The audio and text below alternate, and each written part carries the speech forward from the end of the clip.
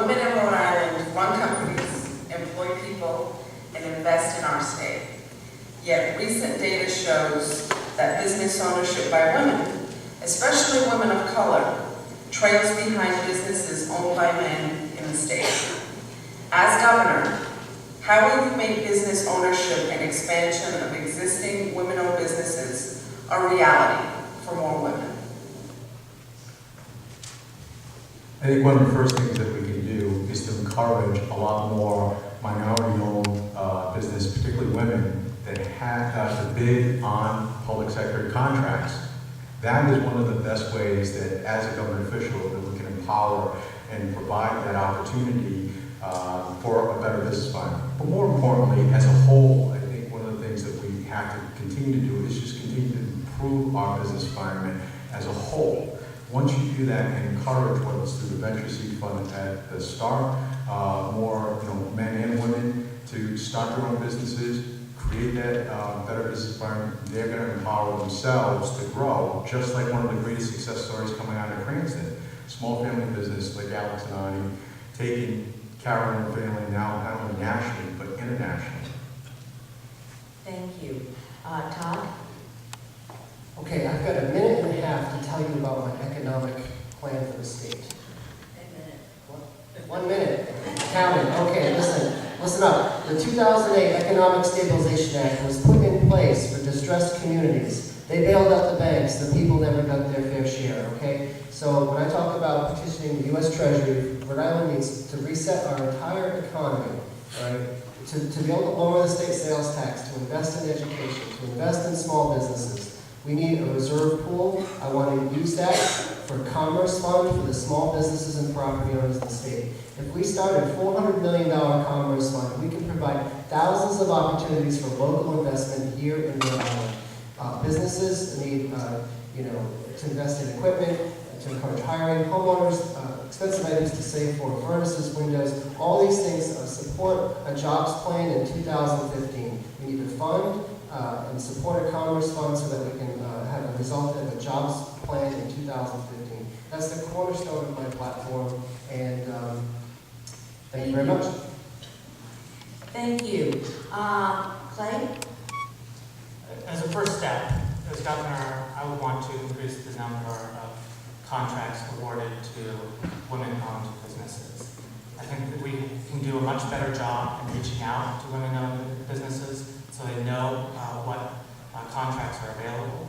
And I think we need to do a much better job of certifying women-owned businesses so that they can compete for contracts. But beyond that, we have to start with education early on, making sure that women and girls are getting science, technology, engineering, and math education, making sure that we are providing business education, making sure that we are marketing and promoting our state business plan competition to women just as we are to men. And across the board, investing in career and technical education so that people can actually get back into the workforce at every age. Gina? Thank you. We know that women are terrific entrepreneurs and talented, but we also know they find it harder to access capital, harder to find mentors, and harder to, do the things that you need to do to start a business. We know that. They face different challenges than men, and we need to recognize that and provide greater opportunity. I am currently mentoring a young woman who's amazing as part of the Year Up program. Mentoring programs matter. Access to capital programs for women and minority-owned businesses matter. One thing I'm very proud of as treasurer, I have joined a national movement called the 30% Coalition. It's a drive to make sure that at least 30% of the board members on corporate boards are made up of women. It's time that we face the reality that women have been left behind in the business world and address it with some of these issues to make sure that women have a fair chance. Angel? Thank you. There are several specific things I'd like to do to see more women-owned businesses. One, I'd like to work with the Center for Women in Enterprise, something that we've done in Providence and we need to do more of, not only in the city but across the state.